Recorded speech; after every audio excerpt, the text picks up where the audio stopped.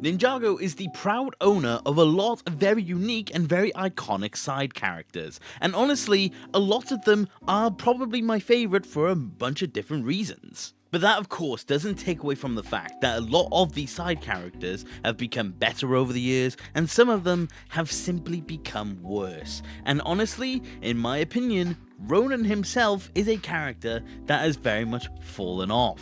So, as I already wanted to do a little series where I discuss the aspects of different characters from the show, I thought I would start with one that probably isn't the most positive, but honestly one I feel like we need to talk about, because in my opinion, Ninjago has ruined Ronin. Also, side note, if you want to see a video surrounding any of the characters from the show, please let me know, because I do want to make more of these. But other than that, let's actually get into the character of Ronin himself. Now, who actually is Ronin himself? Well, he is a very skilled thief and bounty hunter, but to say the least, he's very much a morally grey character.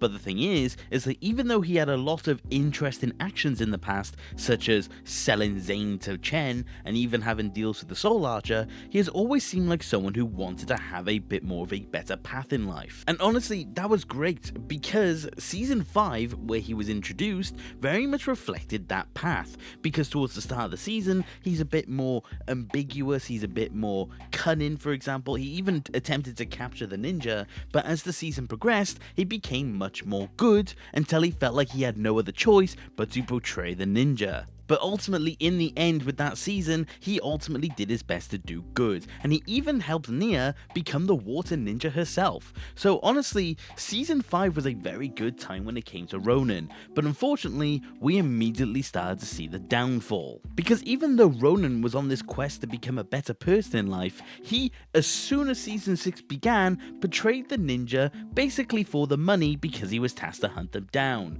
which was just a shame. But then they decided to bounce back on those events and even had him take place in Jay's ragtag team towards the end of the season. So this show, in of itself, or this season specifically, very much was already toying with whether or not they wanted to keep Ronin as an ally to the ninja.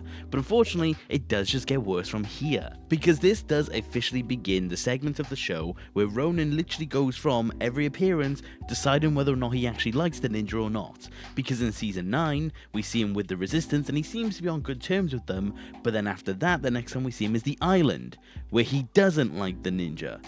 But then after that, we see him in Seabound at Nia's funeral, where he seems to like them, and then again in Crystallized, when he doesn't seem to like them again, but then later again in Crystallized, where he does like them again. It's really strange. They cannot decide whether or not they actually want Ronin to be good or not. But as of Crystallized, we haven't actually seen Ronin again, and that is every single appearance he does have in the space of Ninjago, or at least for the show, because I'm not going into Shadow of Ronin for this episode.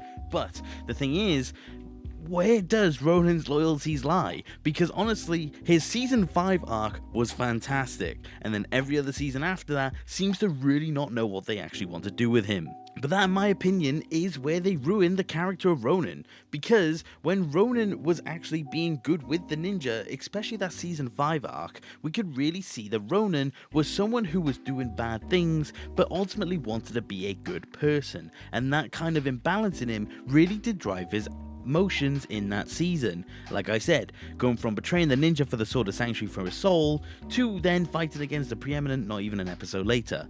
So it was really interesting to see how he acted in season 5, and that was by far him at his best. But then season 6 really does just seem to boil Ronin down to he likes money, because season 5 showed that all the money he was getting was to pay off his debts, but in season 6 he doesn't really have a reason to get the money anymore apart from out of personal greed.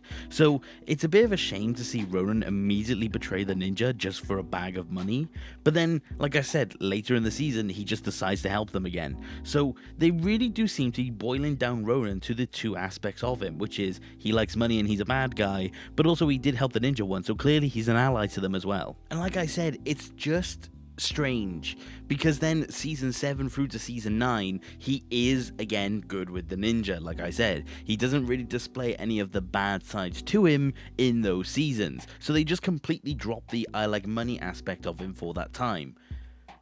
but then they re-adopt it again the next time we see him. Because season 14 or the island, depending on how you look at the seasons, it really does revert him back to this I'm an evil guy who just wants money state. And honestly, it's kind of just a shame because they never really showed him diving back into his more evil ways. They just kind of decide that he's going to do it for no other reason that we know apart from just money, which again is what I said about season 6. Why do they just revert him to I like money? Because he quite literally was going to sacrifice his life for the ninja in season 5, and he gave up all of the money, and he needed the money for an actual reason at that point. So when he hasn't actually got a reason for the money, he doesn't care for the ninja and he just complains that they're trying to stop him.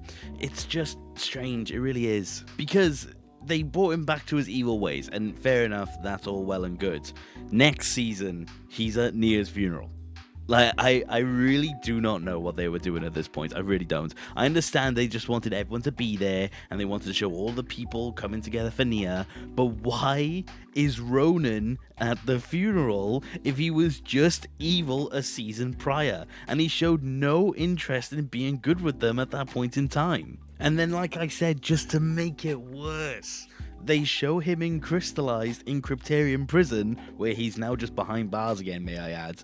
But the thing is, they showed him and he's complaining that the ninja had gotten in his way. So I don't know what they were after, because again, further problem with crystallized clearly, later in that season, he's sat there defending the ninja. What's going on? It really does make no sense, because he has that whole scene where he's like, hey guys, they're trying to save us and we're just sat here complaining about them. He didn't display any sort of objection to preventing the ninja or being against the ninja until this point for like 5-6 seasons now. So what's going on with Ronin? Here is my honest prediction. This is the best thing I can think of when it comes to Ronin, or well, one of two things. The first idea is that the writers simply did not know what they wanted to do when it came to Ronin, because when we go into the Wild Brain era, or when there's more different writers in the writing room, they kind of just boiled Ronin down to his individual components and didn't make him as morally grey or as complex as a character as the writers originally intended. So my theory is that they kind of just didn't know what they wanted to do with him. And my alternative theory, or more specifically an in-universe theory, as to why he kept flipping around like that, honestly, the only way I could describe it is that he was essentially a bitter ex to the ninja, where the ninja may have not messaged him or gone into contact with him for a long amount of time. He simply just became evil again. But honestly, I absolutely detest that theory, and it's the only one I can think of at that. I do think it simply comes down to the fact that they just didn't know what to do with Ronin as a character. So you could consider that as in-universe explanation, but honestly, it's not. I just think they simply didn't know what to do with him. But honestly, that is my explanation as to how I think Ninjago has honestly ruined Ronin as a character. Because if you spoke to me back when season 5 released, I would have told you he's one of the best parts of the season. And to an extent, I do still believe that. But knowing how Ronin has become in recent time, it really does just sour my opinion on him. And at the minute, I really don't see too many people seeing him as one of their favourite characters, because he just does too much of each side now, and he's just been boiled down to his two individual aspects. Now, before anyone does say it, I will also say, I can't expect them to spend every single season developing this morally grey aspect when it comes to Ronin. But what I'm saying is that they've completely reverted on everything that he did in season 5, and I think he kind of got ruined because of it. So I understand why people may disagree with me, but honestly, I do think Ronin from season 5 and Ronin as we last saw him are two very different people. And honestly, like I said, Ninjago honestly ruined him. But that was my look at Ronin throughout the years and how I believe Ronin was ruined as a character and my theories as to why. And let me know if you do agree, and like I said, who you would like to see me talk about next. But that is about it for today, guys. Thank you for watching. Take care. Okay,